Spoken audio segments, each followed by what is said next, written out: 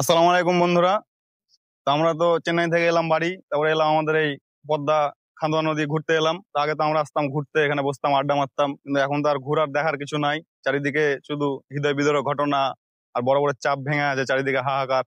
হ্যাঁ, আর ঘোরার সেরকম মজা করার কিছু নাই। এই যে তো চারিদিকে বড় বড় বাড়ি, এদিকে আস্তে আস্তে বাড়ি ভেঙে পড়ে আছে। নতুন নতুন বাড়ি, অনেকে এখানে এখানে প্রায় লোক রাজমিস্ত্রি কাজ করে। হ্যাঁ ভাই, সব কষ্ট রাজমিস্ত্রি। কষ্ট করে বাড়ি ঘর করেছিল। হ্যাঁ, কষ্ট তো বটেই। ওই তো এটা আমার মাসির বাড়ি।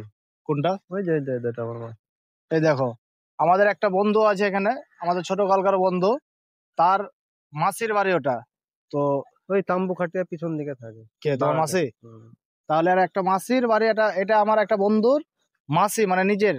কতটি দিল ছোঁয়া একটা কথা হয়ে গেল। হ্যাঁ, মানে বন্ধুর মানে তো নিজের মাসি। নিজের হয়ে গেল। তো যা হোক বন্ধুরা, আমরা শুধু দেখতে দেখতে পারবো, বাকি আমাদের কিছু করতে কিছু পারবো না। করতে পারবো না।